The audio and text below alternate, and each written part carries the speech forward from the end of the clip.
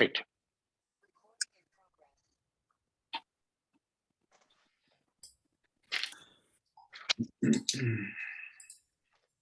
Ready to go?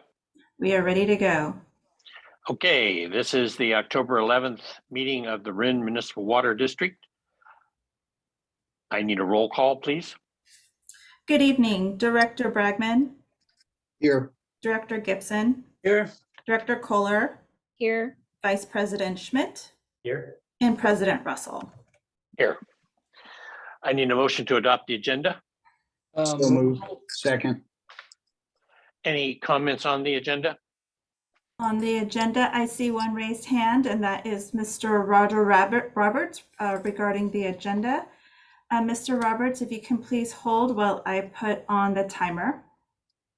And I just want to remind the public that we have, you have 3 minutes to leave your public comment. And when it turns to the 15 seconds, to please finish your comment.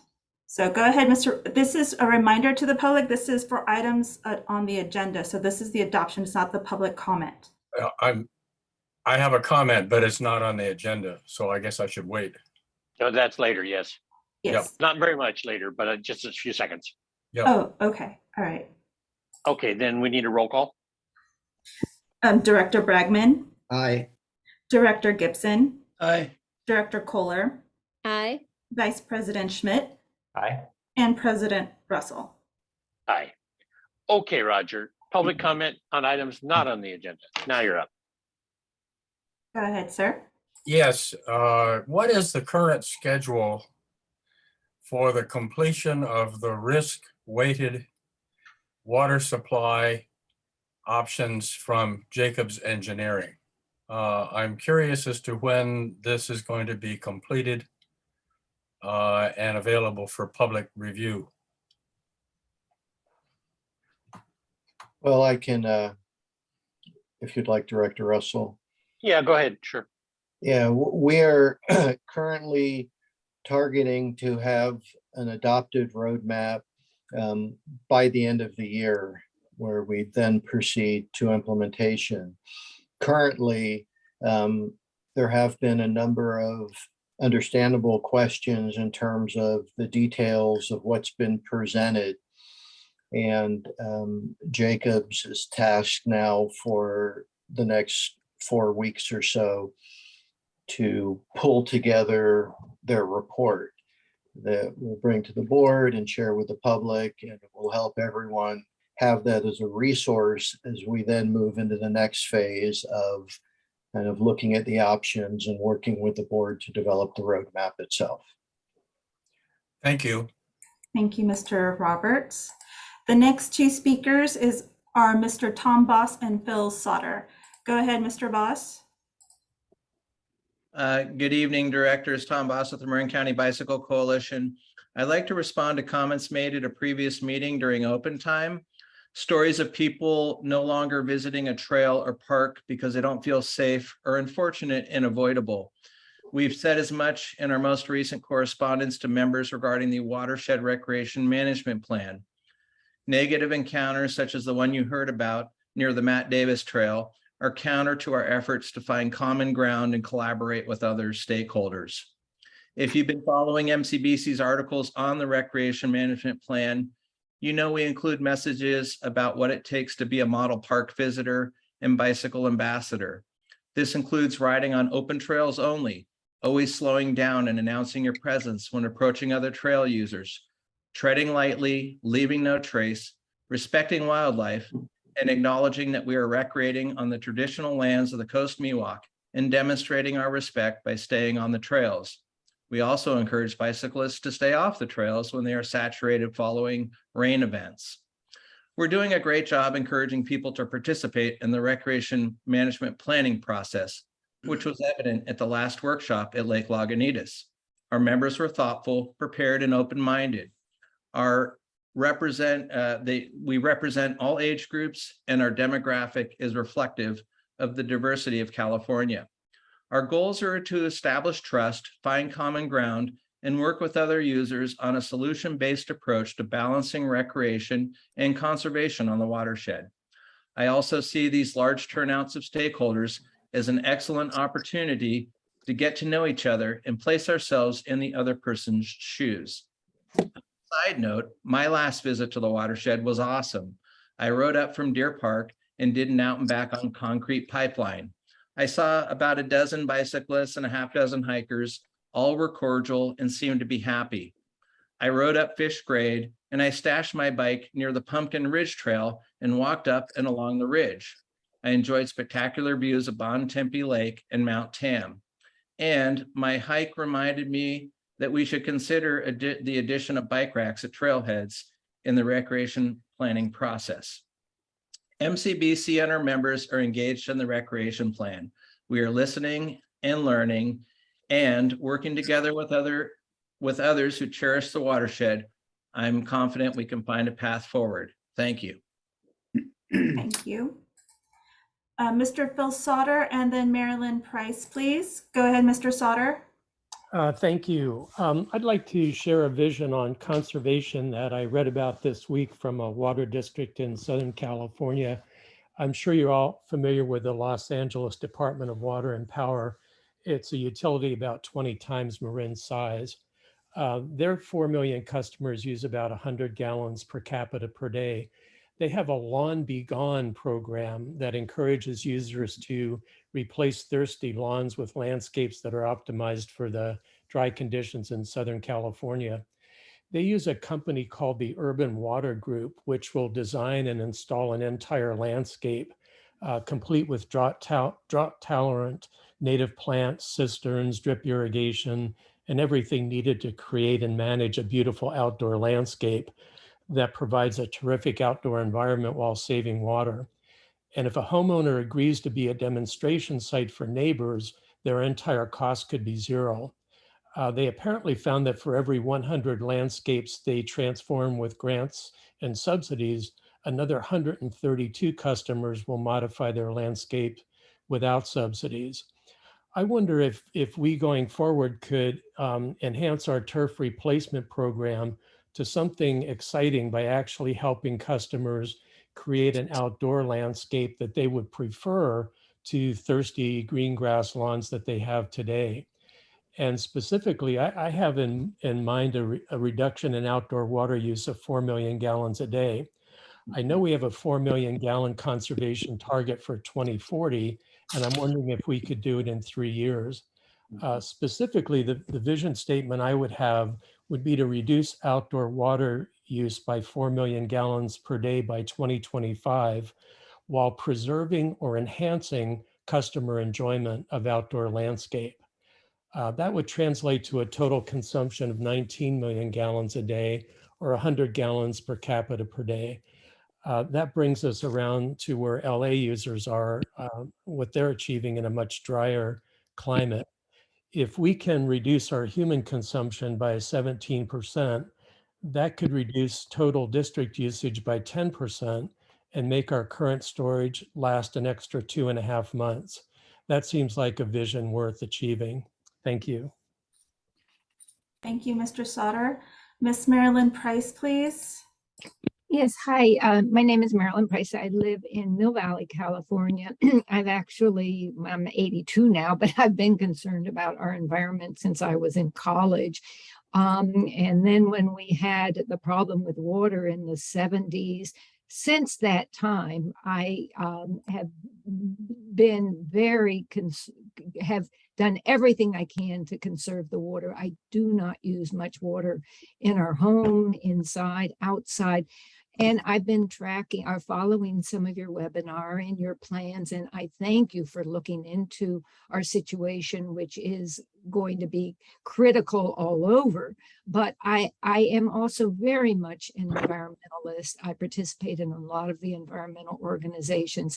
And I do hope that as you consider them, that you put conservation first and foremost. I listened to a webinar by Pacific, I think it was called Pacific Institute, and all the ways that we can conserve our water without result, without going to the piping from other communities and the desalinization. So again, my general request is that we consider conservation first and foremost and try that route first. Thank you, Ms. Price. Our next speaker is Susan Hopp. Go ahead, Ms. Hopp. Yes, hello, thank you, board. And I'm also from Mill Valley, and I'm echoing actually the previous caller, Marilyn Price. You know, I just feel there is so much more we can do around conservation. It's not really sexy, it may not be exciting, but it's actually the most sustainable and really have the impact that we all truly want in terms of preserving our amazing natural environment. You know, there's a drumbeat I read in the Marin IJ about going for desal, but if you think about, we haven't really scratched the surface around water catchment, rain barrels, gray water. I really think the citizenry is poised and hungry to know more. So anything you can do to support that kind of knowledge flow, I think it will come back and pay so much in terms of a return on investment. I was very involved in the desal when it was just about to go to construction back in 2008, in that period of time. And people don't realize, you know, it seems easy, like, let's go for this great technology. The fact is, the impact on our quality of life, whether it's from the financial, whether it is from the environmental, our precious bay, whether it is the health of the water that we consume, our impact on the environment, it is not simple at all. And it's going to come back to our pocketbooks, which is always something that, you know, humans, we have to deal with pragmatically. Anyway, I really encourage that focus on conservation, even when it is not considered popular or in vogue at times. Thank you so much. Thank you, Ms. Hopp. There are no further public comments. Great, thank you. Okay, directors and general managers announcement. Larry? I don't have anything tonight, thanks. Jack?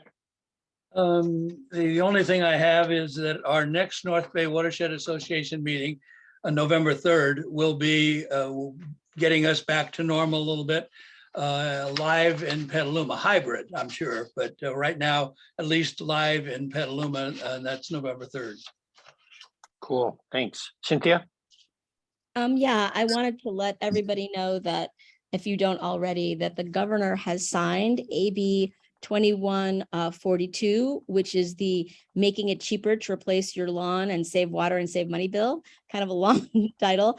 But what it really does is it eliminates any tax consequences for rebates provided by water utilities like Marin Water. So California had that in place for a number of years and it lapsed, and it was a long fight. And I really want to give a huge shout out to ACWA, the Association of California Water Agencies, and you know, Water Now, my organization, supported it as well. But really, ACWA led the charge, and this is a great thing for water districts statewide, so that we've eliminated a key disincentive for replacing, you know, water, you know, high water using turf with low water landscapes. It's not a mandate.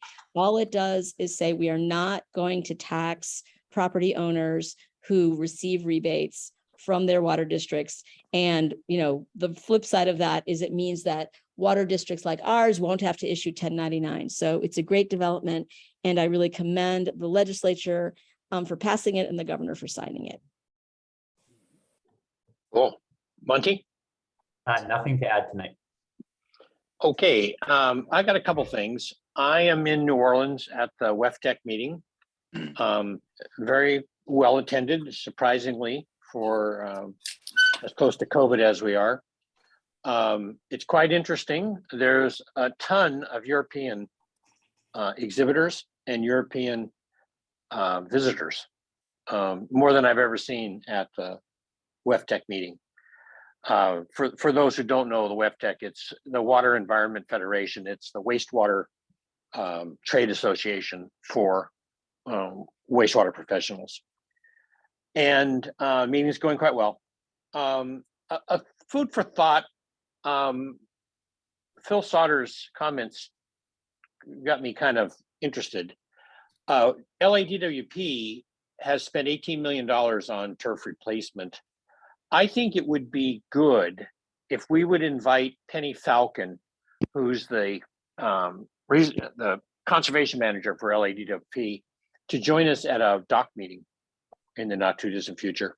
Just, you know, get her thoughts on what they're doing and where they're going. I think it's a very interesting concept. If DWP can get down to 100, that's pretty impressive, especially with the amount of industry they have. So anyway, food for thought. Good idea. Oh, I really okay. agree with that. I'd love to see that get agendized, Larry. Yeah. So Ben, you can pick that up if you would. Yep. Okay, cool. And general manager's announcement. Yes, so tonight I have a very brief but nice presentation. We wanted to share with the board our quarterly employee recognition awardees. So Terry's pulling that up and I'll run through it briefly here.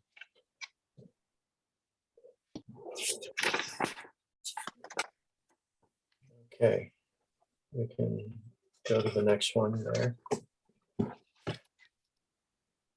So there's this, as the board knows, we do this every quarter and recognize in different categories employees by their peers. They're nominated, which is, right, in a way, the most powerful recognition there is, peer recognition.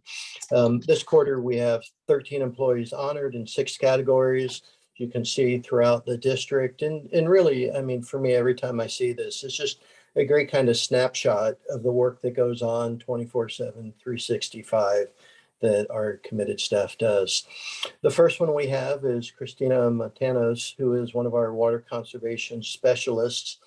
And with very little notice, she found herself doing a conservation assistance program for a Bay Area TV news reporter who lives in the service area. And it was being filmed as part of a nightly news segment. And she was up for it and under pressure, really did a great job representing the organization and really demonstrating our ethos and our technical competence and beyond. So great job. Thank you, Christina. The next category is the unsung hero, and is Scott Yarroll, our business system support technician. It's really the go-to kind of financial support for our entire capital program, and is very busy and active. The nominee noted there's line out his office often, and he's just really responsive and great-natured and reflects very well on the organization. Thank you, Scott.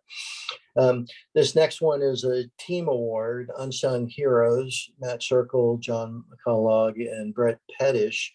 So happens we have a couple rangers that are out, and yet the visitors keep coming, and these 3 rangers really stepped up, taking more shifts and longer days and really demonstrating the commitment that they bring to their job.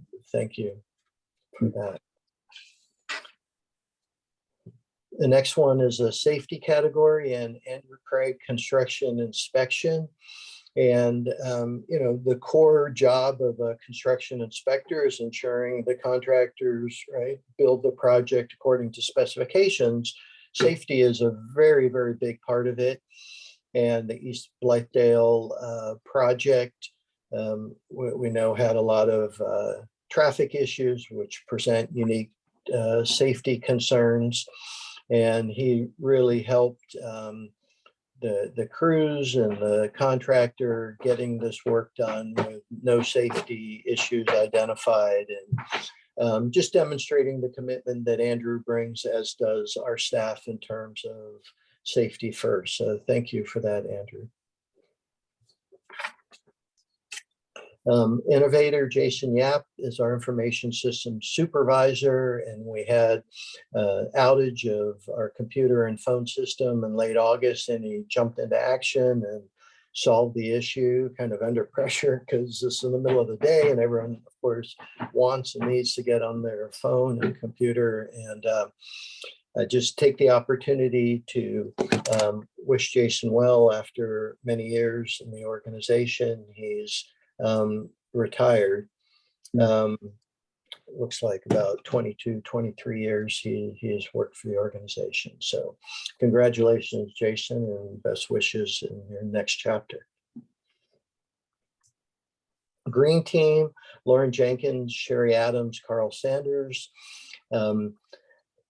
They developed an early detection rapid response in terms of our vegetation management goals, and a lot of creativity, outside the box problem solving to do this work cost effectively and protect the unique ecology of Mount Tam from generally, they're looking at invasive plants, but really have kind of designed an alternative approach that's we think will be much more cost effective. So thank you for developing that and all the work you do.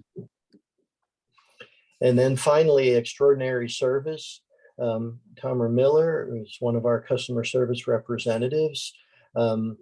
She's a customer service extraordinaire with a lot of multitasking going on with emails and calls and requests, and kind of really doing a lot at once, and always very pleasant and responsive to customers. So a great recognition for Tamra. Thank you, Tamra.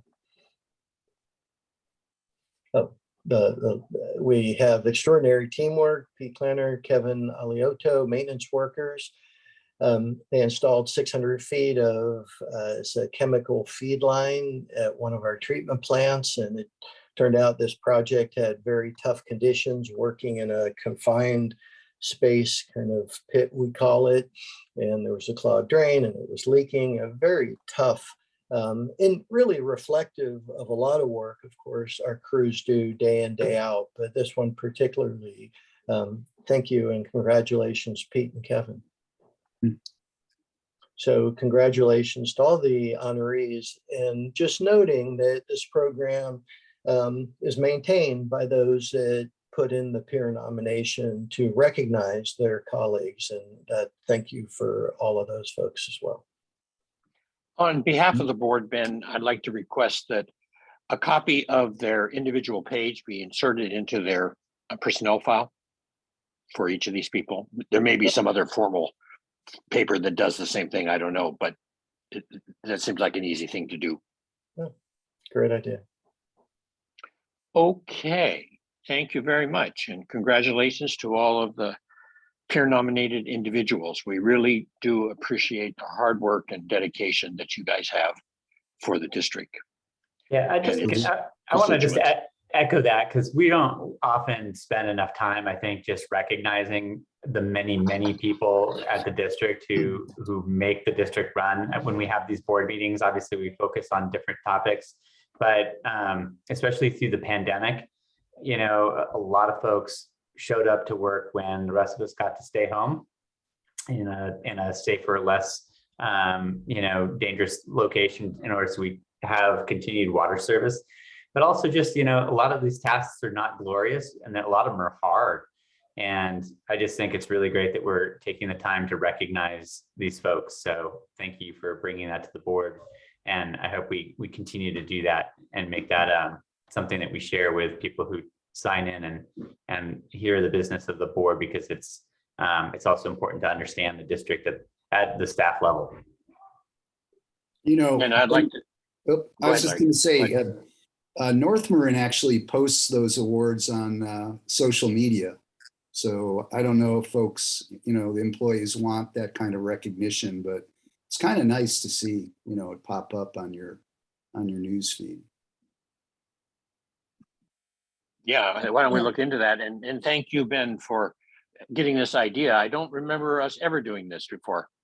Yeah, I always felt like I'm sitting on this great information and, that it is important to share this with the board and the public And the because, public, right, yeah. it's these individuals that deserve recognition, but it's also this nice, as Director Schmidt noted, just kind of insight into what goes on a day-to-day basis in this organization.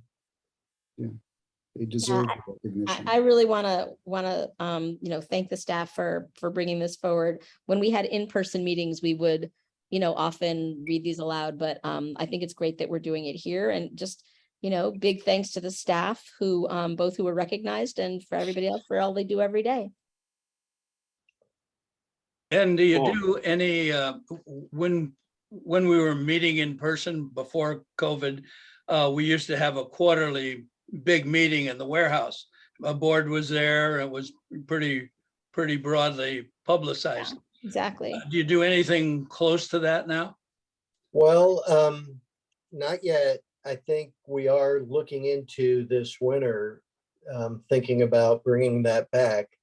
Every time we think about it, there's another surge. But I think we're all hoping that we can bring that back, and we'd certainly extend invitations to the board, both at our big winter and summer event that we do. Cool. Okay. Thank you all, and thanks for the nominees and the recipients. Okay, I need a motion to approve the consent calendar.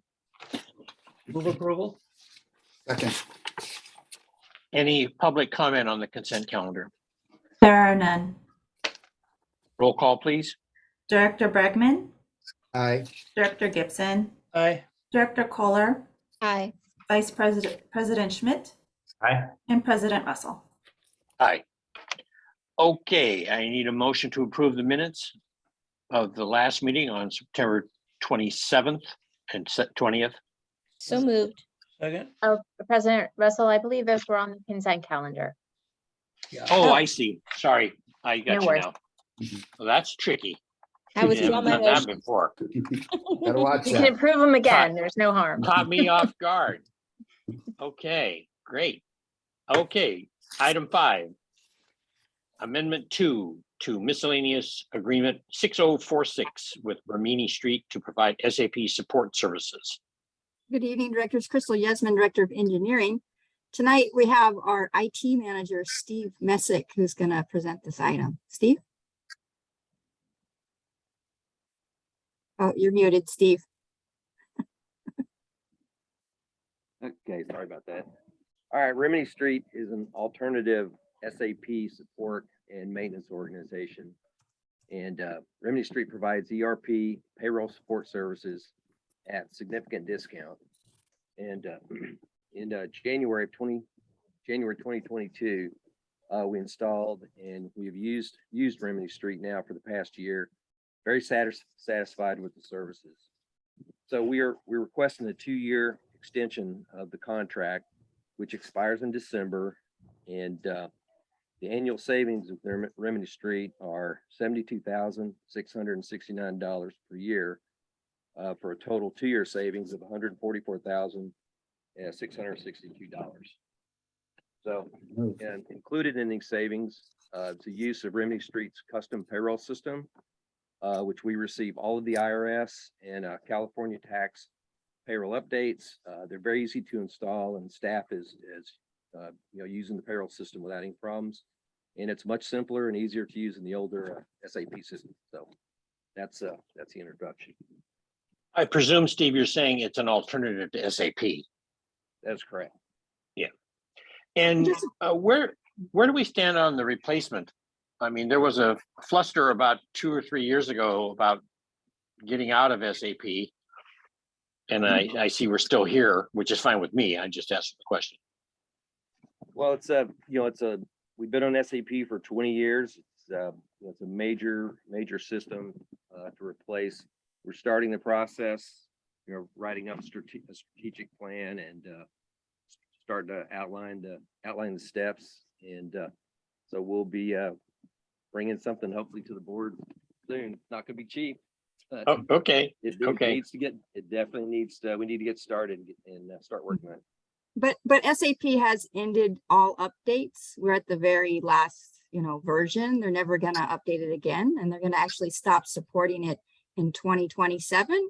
Although we can still use it, and Rimini Street can help us with it if we don't have a decision by then. But we are going to have to change out and move to something else, because as new technologies and software packages that link up to SAP come, we're going to need a product that is updated that'll work with other newer softwares. And so you're saying, Crystal, that SAP makes a different program, or they've dropped out of the market? They are offering a completely different program called HANA, which would be a significant investment for the district to buy into their new system. So we're going to do a full analysis and look at all the various products that are out there on the market so that we make a good decision when we do switch. Any questions from the board? So, Steve, I guess this Rimini Street will keep patching the system for, it looks like at least 4 or 5 more years if we need it. Yeah, actually, they'll support the system for up to 15 years, where SAP support ends in 2027. That's one of the advantages of this company, is they'll extend your support and maintenance. There are no patches really to the system at this point. If there's a security, the only thing they're really doing is monitoring the security. And so if someone finds a security vulnerability, they will provide that patch, and we do get those patches by default. So we still have the license on the product. But as far as the day-to-day maintenance, the system, it's stable. There's no changes or updates. So really the only thing that we're paying for is the payroll tax and IRS updates. Good, we could lose those. It's expensive. Any other question? Okay, I need a motion to approve the amendment. I would move approval. Second. Any public comment? There are none. Okay, roll call. Director Bregman, Aye. Director Gibson, Aye. Director Kohler, Aye. Vice President Schmidt, Aye. and President Russell. Aye. Okay, item 6, agreement with AT&T to purchase and provide AT&T FirstNet cellular services for district mobile devices. Yeah, tonight is our IT night. So this is another IT item, and we have Steve to present this item as well. Okay, so FirstNet is AT&T's emergency cellular network for first responders. We currently use FirstNet mobile devices for our rangers, the Watershed staff, fire trucks and vehicles, and we got about 30 devices currently on FirstNet. So in addition to first responders, all MMWD staff are considered emergency workers. So we're requesting to move all the district mobile devices to FirstNet, so everyone is on the same priority network in a disaster for emergency communication. Is this thing like a radio? No, it's a cellular. It's a priority. No, I understand it cellular. works on cellular. Yeah, what does that mean, priority? Priority means in a disaster. So, for example, when PG&E had their PS power shutoffs, the cell networks were completely jammed up, and as the generators ran out of fuel, we lost large chunks of the Bay Area lost all cellular communications. And that caused a big crisis with communications. So the California government, I think possibly, probably nationwide, the cellular companies are required to provide these priority networks, which are designed to stay up and running. And it's primarily for first responders and emergency workers only. And are they on a different frequency? Yes, it's a dedicated frequency for the network that the emergency responders are on. So they also have generator systems for backup that are beefed up so they won't lose fuel. And if a cellular site for one of these services was to fail, they even have mobile satellite towers that they can bring out to maintain network connectivity in emergencies for this dedicated broadband spectrum. Yeah, That's correct. Is it using the same antenna system? Yeah, it uses the same cell towers, but they've got, what they do is they prioritize the traffic, and Yeah. only for first responders, emergency workers, and they do have their own fuel tanks and fuel trucks, so they don't have to rely on the general public to fuel the generators. And again, they've got the mobile cell towers that they can quickly move into place, set those up if a tower gets burned down or destroyed in whatever disaster it is. So its footprint, it matches our current cellular coverage or lack of coverage on the watershed. Correct. Cool. Any other comments from the board? Yeah, I mean, this sounds like kind of an improvement in our cell coverage for the entire organization, which is what we were talking about a few months ago. So I think it's a great idea. Everybody's going to be on a priority line effectively. So, I mean, that should greatly increase connectivity among staff and with public first responders. So good move. Yeah. So it's about 3,000 a year per device, if I'm calculating right. No, it's not that much. It's about $50, about $600 a month. I mean, a year per phone. It's $50. We get a discount. I think it's down to $39 per month. So it's around between $500 and $600 per year per device. Wasn't there a statement there were 30 devices? Oh, no, we have 138 that are not on Oh, this 138. network that we're going to switch over. Yeah. I see. I see. I got it now. Okay. Yes, Yeah, I and took the 30. I thought you said there were 30. Someone said there were 30. That's existing. That's what we have existing on FirstNet currently. We want to move the 138 other phones on other networks over to FirstNet. AT&T is providing a credit for us to pay for 138 brand new phones, and then also pay for there are some penalties we have to pay to other services for early termination, but that's going to be handled by AT&T. And then they're also providing a project management. They're going to do the whole migration, set up all the phones, customize them for each user. So it's pretty nice package. What does the device look like? It's a cell phone. It's a regular iPhone, or these are all It's iPhones. iPhone. It's an iPhone 12. We're not getting the iPhone 14s. 12, right? We're getting the 12s. Well, how do they get it to transmit on different frequency then?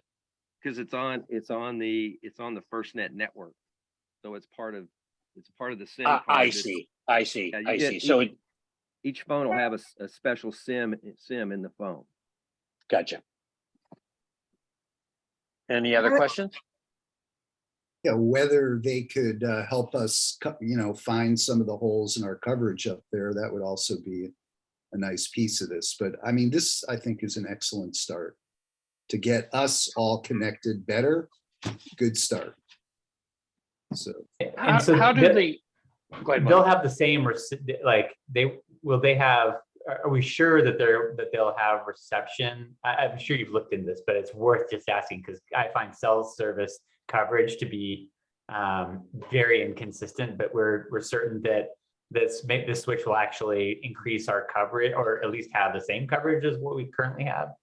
Right? I get that it's a network that if they're in the event of power outages and whatnot, that there's the certainty that we'll have coverage should there be coverage where the person is. But what about just general coverage within the watershed, which is an issue that's come up recently particularly with wildfire, response and so forth?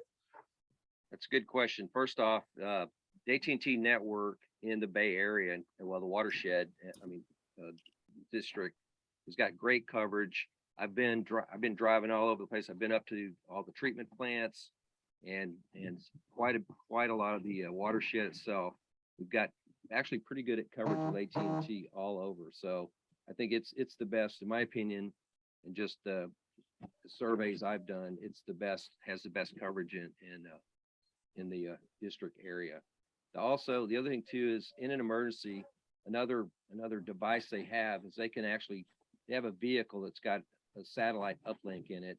So they can connect, if you've got firefighters or first responders out in an area that there's no cell tower, there's no cell access, they can actually do a satellite uplink. And then those people can use their phones in an area where there's no cell service at all. So they've got pretty good coverage. I mean, they're trying to solve all the problems that you might have without, in an emergency with you've lost your cell towers, or you've got, first responders, firemen, out in the woods somewhere trying to fight a fire and need to use their telephone.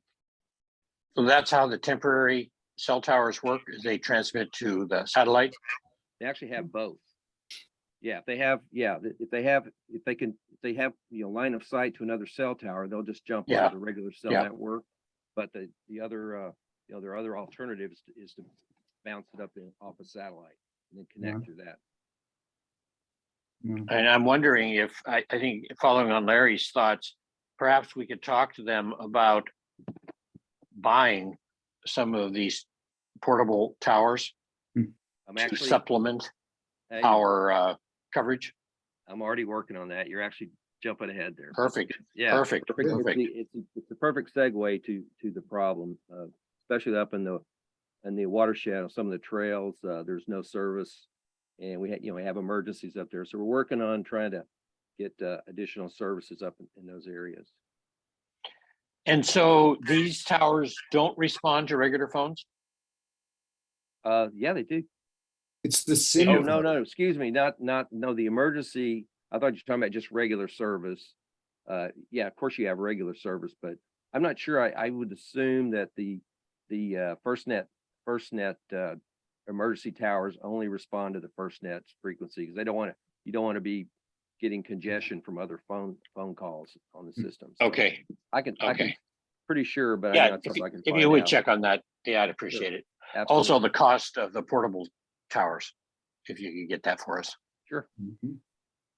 And is this a cost, the 330 over a 3-year period?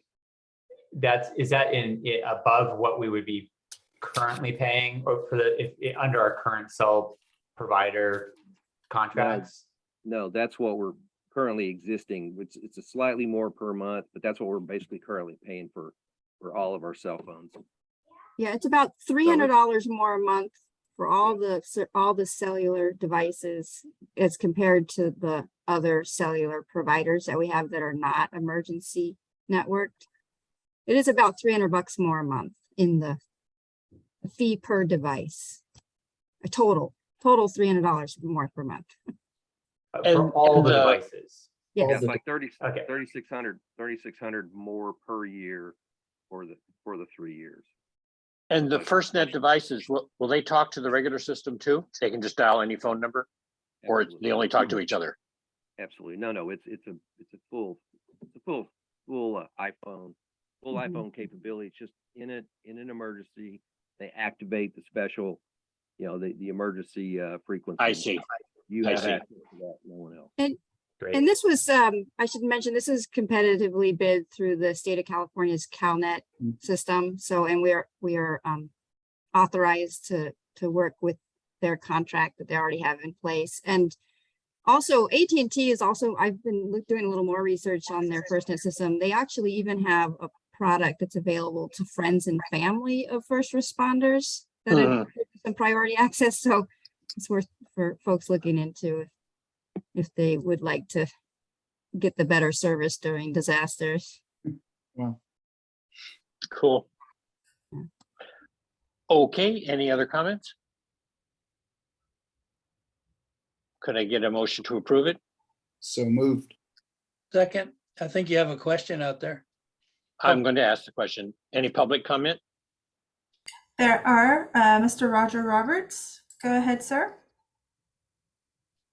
I'm on mute, but everybody's disappeared off my screen. Can you hear me? Yes. We can. This is sort of the reverse of a coverage question. Do we know where the blind spots are throughout our watershed? And how will we address those blind spots in this system in the future? Is that well understood, and will that be remedied? Yeah, we are working on that. Larry, should I respond? Yeah, sure. Director Russell, yeah, so we have been doing some surveys of coverage in the watershed. I would say that 90 to 95% of our search and rescue is always in the same part of the watershed because of coverage issues and people getting confused with the trails. And so that one area in particular is what we're looking at right now in terms of trying to get a repeater tower installed and we're getting quotes and we're doing surveys at this moment. So we are trying to remedy some of the long-standing issues. But AT&T is the preferred network by our watershed staff and rangers. They certainly get better coverage throughout the watershed with AT&T. Cool. Thanks, Mr. Roberts. There are no further public comments. Okay, roll call, please. Director Bragman, Aye. Director Gibson, Aye. Director Kohler, Aye. Vice President Schmidt, Aye. and President Russell. Aye. And I'd like to thank Steve and Crystal for, and Ben, I don't know who's been involved in this, but it seems like a very good decision to me to go down this path. I know I was quite shocked in the Loma Prieta earthquake. I had a cell phone then, a car phone, and all of it went down. There wasn't any cell phone service whatsoever available in the Loma Prieta earthquake. And that was a real shock to me. I just assumed that was bulletproof and the generators would start, but in the earthquake, they have these shutoffs that don't let them start until they're manually reviewed. So it's important to have a different system for the first responders. Okay, thank you all. Item 7, amending temporary limited use permit for service from a hydrant to the County of Marin Department of Agriculture to provide an emergency supply of untreated reservoir water for dairies in West Marin. Thank you. Good evening, Paul Sellier, Water Resources Director. Nothing high tech about this request from the county tonight. On July 5th this year, the board approved a temporary permit for the county to supply water to the Dulcini Jersey dairy. And recently, the county ag commissioner contacted us to let us know that there was at least one other dairy that was facing a sort of hardship, and we're looking at running out of water, and requested that they be able to supply water to that dairy. And so tonight's item is, as the title and recommendation suggests, staff are recommending that the board authorize the general manager to amend the existing permit to allow the county to supply other dairies in West Marin. So if there are any questions, I'd be happy to take them. Perhaps we can run a pipe to Coalinga. I saw a report today, they only have 2 months of water supply left. Yeah. Okay, any questions? So can you say, Paul, how much water has been taken so far under the previous agreement, and what is the anticipated volume that we'd be looking at going forward? Yeah, it's a good question. I don't have the actual numbers on the meter read, but I could certainly get them for the board relatively easily. We're expecting maybe a few acre feet at most. This permit would expire January 1st, 2023, or once their sort of local supplies were refilled. So we've only got a couple of months. So I think it would just be, 1 or 2 truckloads of water per day, something like 3,000 gallons, maybe. Do you know? Yeah, I think you'd struggle to get to an acre foot, Paul. How many head I've trucked millions of gallons of water. It's very expensive. Yeah. Do we know how many head of cattle they have? I don't. No. It's mutual aid. I think it's a good thing we're doing. Oh, yeah. Yeah, it's good. Yeah, well, we've already approved it, right? Paul said we approved it on July 5th. Yeah. When the ag commissioner approached us. Yeah, So we're just expanding it now though, right? Correct. Yeah. Are we expanding it to, and I'm not saying it's a bad idea, but I'm just trying to understand the scope. Are we talking about expanding it to one more dairy or multiple dairies in the region? Tonight, we're asking for the board's authorization for dairies in West Marin, though we only know of one that has a specific request of the county ag commissioner. So we're only- I think, excuse me, Paul, sorry about that. I think what we can do for the next meeting at the water supply update is just bring a little of the statistics of how much water was used. We did this last year and how much to date. I do think Director Schmidt and others, you'll find it to be, I don't want to say de minimis because we can measure it, but in the 1 to 2 kind of acre foot range. Wow. And they pay for it. Right. Yes. Absolutely. Yep. Yeah, I'm not opposed to it. I caught Paul that the way you were phrasing it was you talked about one additional dairy, and then it was open to dairies plural, and I don't have a sense of whether that's 1 or 2 or whether by doing this suddenly there'll be 10, and just trying to understand the order of magnitude. Yeah, but I agree. Like if folks we have a reasonable supply at this point in time, such that folks who are about to run out of water, I think it's worth helping our neighbors in our community. So, but I think if we just understand just so we understand what the scope of what that might turn into would be wise for us. Yeah, I agree with that. And I also really strongly support our good neighbor policy. I think it's wise. I think it makes sense. And I think we're going to need to come up with a more permanent approach in the future, given, what we're seeing happening. So I really support this direction. I think that's a very good idea to think about ongoing, because this year is not going to be the only year they need it. Yeah, I can assure you they will use it limited because of the cost. So I presume what's happening is they're having troubles with their wells. correct. Yeah. So, it truly is an emergency, and we owe it, I think, to the county to support the ag people and to, take care of these animals. I mean, they don't really have a choice about what they're doing. So, and a dairy cow, you drink something like 10 gallons of water a day or something like that. It's a huge amount per cow. It might be they pee 10 gallons a day. I can't quite remember, but it's a lot of water. I would move approval. Second. Any public comment? There are none. Okay, roll call, please. Director Bregman, Aye. Director Gibson, Aye. Director Kohler, Aye. Vice President Schmidt, Aye. and President Russell. Aye. Okay, Terry, you're up. Future meeting schedule and agenda items. Okay, thank you. Just reminding the board that we have our next board meeting next Tuesday. And after that, we have our Operations Committee meeting on the 21st, which is a Friday. The following week, we have our Finance and Administration Committee meeting, also 9:30.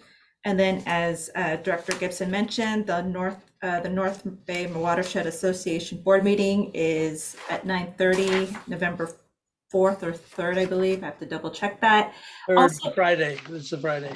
oh, it's Friday. Okay, so it's Friday, November 4th. Thank you. Oh, is it? Okay, if I had the date wrong myself, then it's the Friday, whatever day that is. That's the 4th. Okay. Also, Friday, November 4th is the Lagunitas Creek Technical Advisory Committee meeting.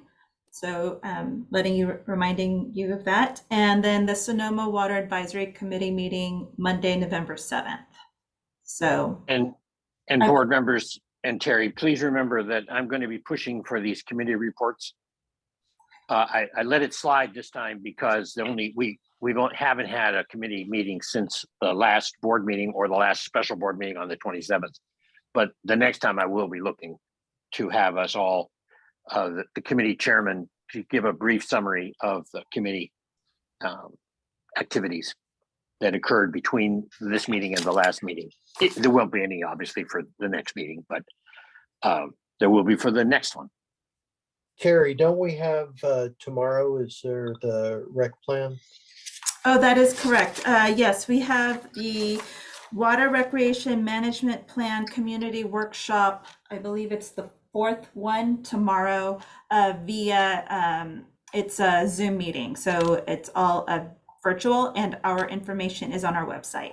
So I encourage the public to please, go on our website and see it. Thank you. What time does that start? 5 p.m.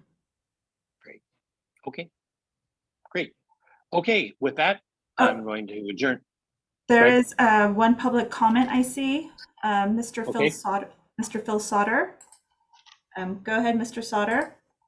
Thank you. I believe on October 25th, there's a water supply assessment workshop. And since conservation has now been formally added to our water supply options, I'd like to confirm that the agreement with Mountanos has been signed and that they will be included in that workshop. And if possible, I'd love to hear their response to an objective of saving 4 million gallons a month while preserving or enhancing customer enjoyment of outdoor landscape. If they're prepared to address that, it would be great to hear their thoughts. And since I think the public will get booted off after this agenda item, thank you for a very informative and inclusive meeting. Thank you, Mr. And thank you, Phil, for your comments. Okay. Okay, and you're correct. I'm going to adjourn the meeting and we're going to go into closed session. And Terry, it doesn't look like we have any comments on the closed session, correct? That is correct. I do not see any hands raised for to speak on our closed session item. So I'll ask the public if they can please leave our meeting so that we can go ahead and proceed with our closed session. And just remember, if I boot you out, you're unable to get back into the meeting to find out the results or the outcome of the closed session. So again, please remove yourselves. Thank you. Should we stay on? Yes. Yes, we're going to stay on this.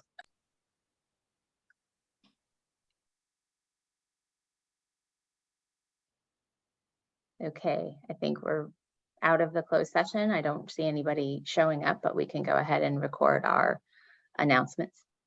Okay, the closed session adjourned at 11:35 and 9:35 Pacific time. 9:35, yes, 11:35 where I am. 9:35 and there's no reportable action.